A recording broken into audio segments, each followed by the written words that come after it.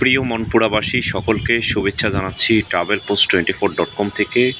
আজকে আমরা মনপুরাতে মহাসড়কে রাস্তা করা হোক বা মহাসড়ক করা হোক সেই মহাসড়ক নিয়ে কথা বলবো।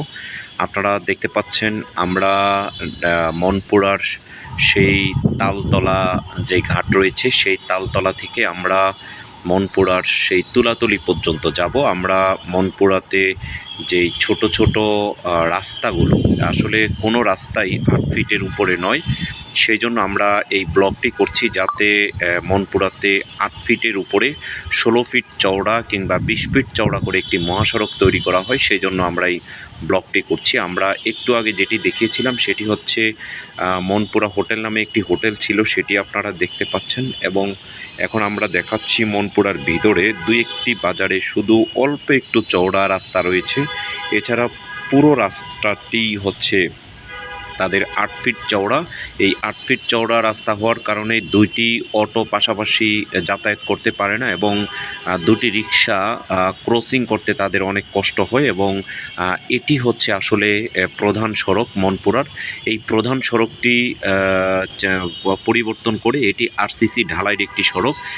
যেই সড়কটিতে আসলে চলাচলের জন্য অযোগ্য। আমরা দেখেছি আসলে রাস্তাগুলো এত সুন্দর, মানে রাস্তার পরিবেশ, প্রাকৃতিক পরিবেশ এত সুন্দর, কিন্তু সেই হিসেবে আপনার এই রাস্তার ভিতরের অবস্থা তত একটা ভালো না। আমরা নতুন সরকার যারা এসেছেন তাদের কাছে অনুরোধ জানাবো। আমরা মনপুরাতে ঘুরতে গিয়েছি, মনপুরায় দেখার মতো অনেক কিছু রয়েছে। মনপুরার প্রথমে আমরা রামনেওয়াজ ঘাট, সেখানে আমরা গিয়েছি, সেখানের পাশেই হচ্ছে তুলাতলি লঞ্চঘাট। সেই তুলাতলি লঞ্চঘাটে আমরা গিয়েছি। তুলাতলি লঞ্চঘাট তাও তুলাতলি ঘাট, সেটি দেখতে অনেক সুন্দর। তুলাতলি আসলে হচ্ছে ফেরিঘাট হতে পারে। আমরা এই ভিডিওর মাধ্যমে যেসব মতামত দিব সেই মতামতগুলো আপনারা খেয়াল করবেন এবং উপজেলা প্রশাসন যারা রয়েছেন এবং পুলিশের ঊর্ধ্বতন কর্মকর্তা এবং বরিশাল বিভাগীয় যারা রয়েছেন তাদেরকে অনুরোধ জানাবো। মনপুরা আসলে এমন একটি পর্যটনের স্পট যেটির চারপাশে 3 পাশে নদী, এক পাশে সাগর এবং পাশেই মনপুরা নিঝুম দ্বীপ রয়েছে এবং পাশাপাশি ভোলার সাথে এটি হচ্ছে আসলে সংযুক্ত একটি উপজেলা। এখানে দেখা যাচ্ছে মুজিব কিল্লা, যেখানে একটি হেলিপ্যাড তৈরি করা হয়েছে এবং ঘূর্ণিঝড়ের সময় মানুষ এখানে এসে আশ্রয় নিতে পারে। মনপুরা আসলে দেখার মতো অনেক কিছু রয়েছে। সেইখানে যাওয়ার জন্য এটি দেখতে পাচ্ছেন মনপুরা ফাজিল ডিগ্রি মাদ্রাসা।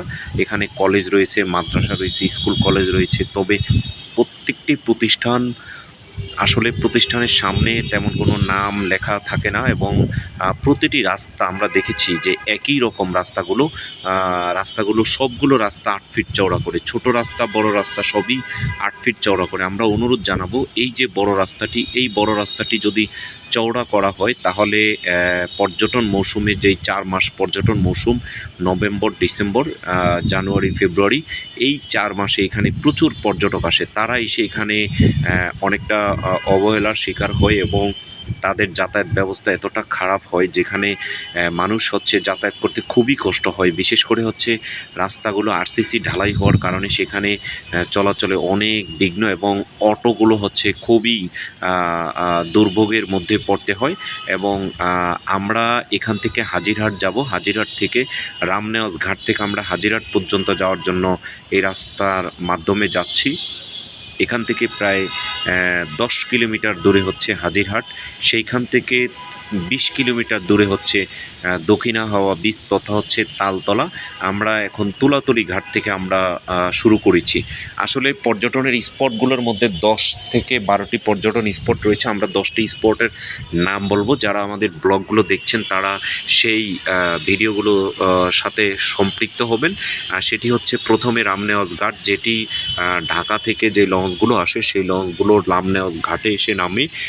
সেখান থেকে আপনারা পাশেই তুলাতলি ঘাট রয়েছে, তুলাতলি ফেরিঘাট, যেখান থেকে আসলে ফেরি চলাচল করার জন্য সেটি একটি উপযোগী জায়গা, তুলাতলি ফেরিঘাট। সেই তুলাতলি ফেরিঘাট থেকে চাইলেই হচ্ছে ভোলার তজুমুদ্দিন অথবা চরপেশন অথবা তুলাতলির ঘাট থেকে হচ্ছে মনপুরা পর্যন্ত, মনপুরার চেয়ারম্যান ঘাট পর্যন্ত হচ্ছে ফেরি সার্ভিস চালু করতে পারে।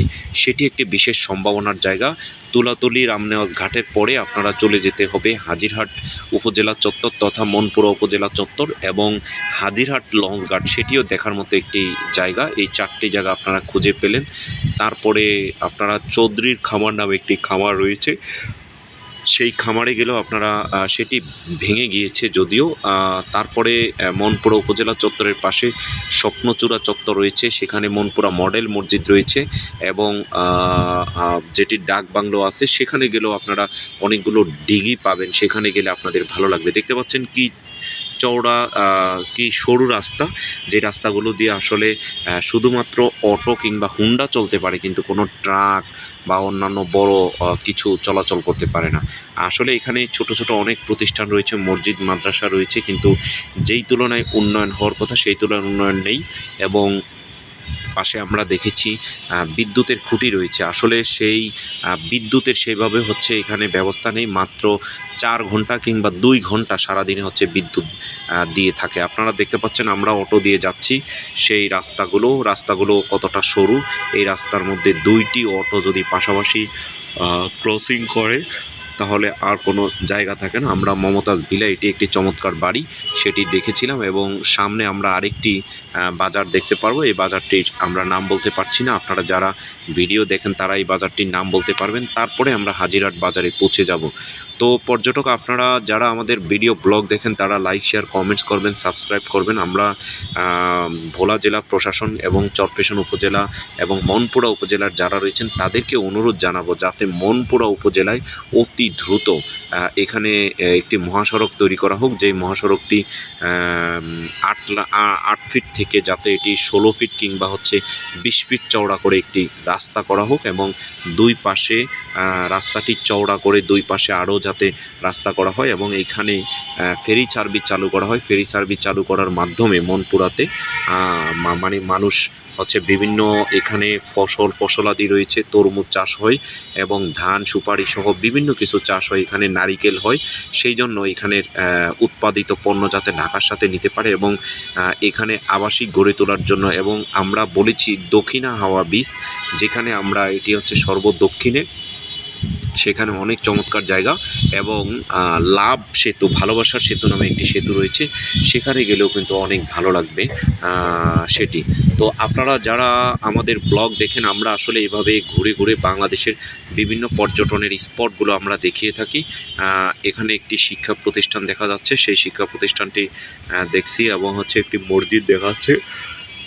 সামনে আমরা যাচ্ছি, সেখানে দেখতে পাচ্ছেন দুই পাশে গাছ রয়েছে, যেই গাছগুলোর মধ্যে সুপারি গাছ, নারিকেল গাছ রয়েছে। একটি অটো আসছে, আপনারা দেখতে পাচ্ছেন সে অটোটি যখন যাচ্ছে তখন আমাদের অটোটি একেবারে দাঁড়িয়ে গিয়েছে, তারপরে আমরা অটো দিয়ে যাচ্ছি এবং এখানের একমাত্র বাহন হচ্ছে হুন্ডার মাধ্যমে হচ্ছে যাতায়াত করতে হয়।